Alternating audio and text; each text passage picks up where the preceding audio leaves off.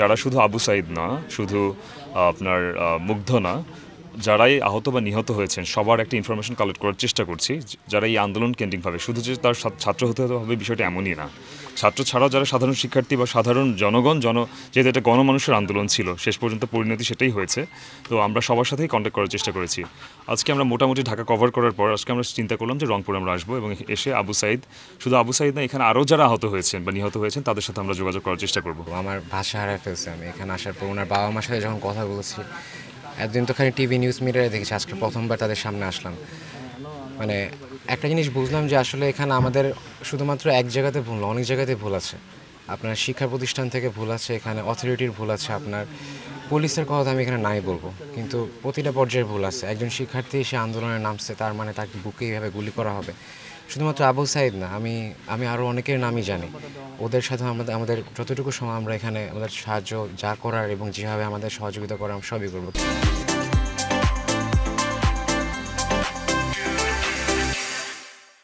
আমরা মুগ্ধ ভাই আর আবু সাঈদ ভাইকে নিয়ে পড়ে আছি। এখানে আরও অনেকেই শহীদ আছে, তাদের নিয়ে আমরা হাইলাইট করতেছি না। সো তাদের উচিত তাদের প্রাপ্য সম্মানটা দেওয়া। তো এই ভাই দুজন, আবু সাঈদ ভাই যেভাবে তার বুক চিতিয়ে যেভাবে রক্ত দিয়েছে, তো ওনার মাধ্যমে মূলত আমরা আন্দোলনে আরও একটা বেগ পেয়েছি। তো ওনার কারণে মূলত শুরু হয়েছে। আমরা প্রাইভেট ইউনিভার্সিটি যারা আছি সবাই নেমে পড়েছি। আর এখানে পাবলিক অ্যান্ড প্রাইভেট ইউনিভার্সিটি আমরা একত্রে সম্মিলিতভাবে যুদ্ধ করেছি। এখানে কারো আলাদা কোনো নেই। সো আমরা চাই যে যারা এই সাথে জড়িত আছে, প্রশাসন, তারা ভালো একটা বিচার করুক। সরকার যদি অফিসিয়ালি বলে 400 শহীদ হয়েছে, আপনি এটাকে 5 গুণ করেন। যেই স্বৈরাচার সরকার ছিল যদি বলে 400 শহীদ, আপনি এটাকে 2000 ধরেন, 5 গুণ ধরতে পারেন। এবং অনেকে আছে মিডিয়াতে হাইলাইট হয় নাই। আমরা চেষ্টা করেছি গত 7 দিন ঢাকার ভেতরে প্রতিটা হাসপাতালে ঘোরার, যারা শহীদ হয়েছেন, যারা এখন হাসপাতালে ভর্তিরত অবস্থায় আছেন, ব্রুটালি ইনজুর্ড, তাদেরকে হেল্প করার ট্রাই করেছি, ফাইন্যান্সিয়াল হেল্প করার ট্রাই করেছি। আমরা এখন ঢাকার বাইরে যাত্রা শুরু করেছি। আবু সাঈদ ভাইয়ের মতো আরও যারা আছে, তাদের হত্যার দায় আমাদের নিজেদের উপর চাপাতে চাই। কেন আমাদের নিজেদের উপর চাপাতে চাই? কারণ আমরা খুবই সহনশীল ছিলাম একজন স্বৈরাচার শাসকের নিকট। কারণ গত 17 বছর ধরে তিনি তার যে এম্পায়ার ক্রিয়েট করছেন, সেই এম্পায়ার যদি আমরা ক্রিয়েট করতে না দিতাম, তাইলে হয়তো আবু সাঈদ বা মুগ্ধের মতো আজকে তারা নিহত হতো না। তো এই দায় সম্পূর্ণ বাংলাদেশের মানুষকে নিতে হবে। আপনারা যতদিন পর্যন্ত না নিজের ঘরে হামলা আসে, ততদিন পর্যন্ত আপনারা চুপ থাকেন। এই চুপ থাকতে থাকতেই তো 16 বছরের এই একনায়িকাতন্ত্র ক্রিয়েট করছে, সে ডিক্টেটর হইতে পারছে। একদিনে তো ডিক্টেটর হয় নাই। পরবর্তীতে সবার প্রতি এটাই আহ্বান থাকবে, শুধু ছাত্ররা নামার অপেক্ষা করলে হইব না। শুধু যে ছাত্ররা নেবে আবার বিপ্লব ঘটাবে, বিষয়টা এমন না। ছাত্ররা নামার আগে প্রত্যেকের স্থান থেকে প্রত্যেকটা জিনিসের বিরুদ্ধে আওয়াজ তুলবেন, যাতে পরবর্তীতে এমন কোনো আরেক শেখ হাসিনা না তৈরি হয়, এমন আরেক আবু সাঈদ যাতে না নিহত হয়।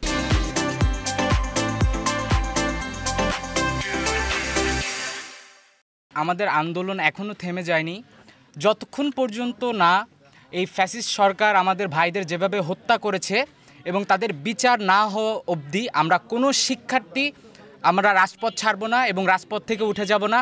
আমরা আমাদের আন্দোলন চালিয়ে যাব যতদিন পর্যন্ত এর সঠিক বিচার না হয়। এবং যারা দেশের বাইরে আছে বা বাইরে থেকে বিভিন্ন রকম উস্কানিমূলক দিয়ে আমাদের যে ছাত্রদের বিরুদ্ধে যে ষড়যন্ত্র করার চেষ্টা করছে বা বিভিন্নভাবে কু করে আমাদের দেশে অশান্তি করার চেষ্টা করছে, তাদের বিরুদ্ধে এই ছাত্ররাই আবার রুখে দাঁড়াবে দরকার পড়লে। এবং ইম্পর্টেন্ট যে বিষয়টা হচ্ছে সেটা হচ্ছে আমরা ততক্ষণ পর্যন্ত আন্দোলন চালিয়ে যাব এবং রাজপথে থাকব যতক্ষণ পর্যন্ত না যারা আমাদের ভাইদের হত্যা করেছে তাদের বিচার না হয়। আমাদের আপন ভাই মারা গেলে আসলে যেই কষ্ট হইতো, আমাদের এই কষ্ট আসলে তার চেয়ে কোনো অংশে কম না। এবং আবু সাঈদ আসলে প্রতিটা মুহূর্তেই ওকে আমরা স্মরণ করি। আমরা যারা আন্দোলনকারী আছি, যারা বর্তমানে বাংলাদেশের যে 18 কোটি নাগরিক আছি, আমরা আসলে প্রতিটা মুহূর্তেই ওকে স্মরণ করি। ওর অবদান আমরা আসলে ভুলতে পারবো না। এবং ও রক্ত দিয়ে যে ঋণই আমাদেরকেও করে গিয়েছে, এই ঋণ আসলে আমাদের পরিশোধ করার কোনো যোগ্যতা নাই, কোনো ক্ষমতা নাই।